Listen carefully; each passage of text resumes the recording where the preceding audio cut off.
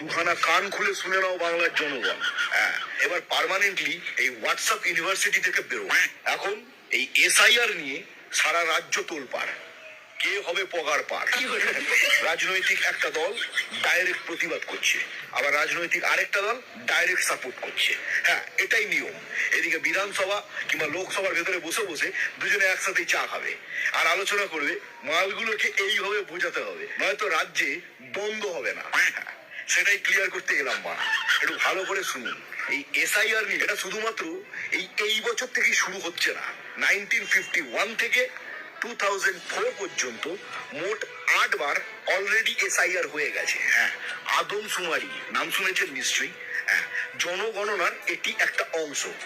এবং ভারতের কনস্টিটিউশনের 326 নম্বর ধারাতে অলরেডি মেনশন করা রয়েছে যে ইলেকশন কমিশন যখন ইচ্ছা এই এসআইআর করতে পারে, মানে ভোটার লিস্টে সংশোধন।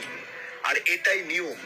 অ্যাকচুয়াল নিয়ম হচ্ছে প্রত্যেক বছর ভোটের আগে এই সংশোধন করতে হবে, কিন্তু এই 130 কোটির দেশে প্রত্যেক বছরে করতে গেলে সারা বছরটাই টাইম লেগে যাবে। সুতরাং এই দুটো অপশন দেওয়া রয়েছে। ইলেকশন কমিশনের সুবিধা অনুযায়ী যে কোনো দিন সে এসআইআর করতে পারে। হ্যাঁ, লাস্ট এই এসআইআর হয়েছিল 2002 সালে ওয়েস্ট বেঙ্গলে। সারা ভারতবর্ষ জুড়ে 2002 থেকে 2004-এর মধ্যে হয়ে গেছে। এক একটা রাজ্যে এক একটা সময় হয়েছে। সুতরাং এই বছরই যে প্রথম হচ্ছে এরকম কোনো ব্যাপার না। এইবার হচ্ছে আসল তথ্যে আসা যাক। পশ্চিমবঙ্গে 2002 সালের আগে কিংবা 2002 সাল পর্যন্ত যারা ভোটার লিস্টে রয়েছেন তাদের ছেলে মেয়ে আশা করি অটোমেটিকলি এখন ভোটার লিস্টে আসার কথা। তার কারণ তারা যদি শিক্ষিত হয়ে থাকে এবং ভোট দান করতে নিজে থেকে চায়, নিজে থেকেই নাম উঠিয়েছে।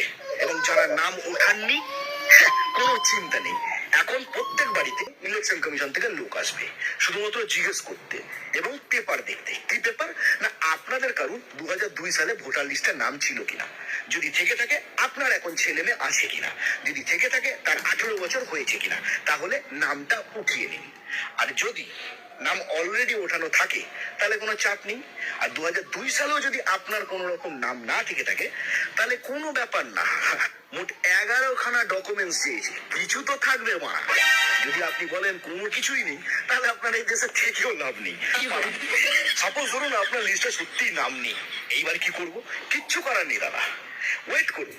3-4 বার করে দেখা হবে। আপনি এবারে অ্যাপিল করবেন আমার নামটা ওঠান, তার জন্য যে ডকুমেন্টস গুলো দরকার সেগুলো জোগাড় করুন। এবার জোগাড় কোন জায়গা থেকে করবেন সেগুলো ওই ইলেকশন কমিশনের লোকই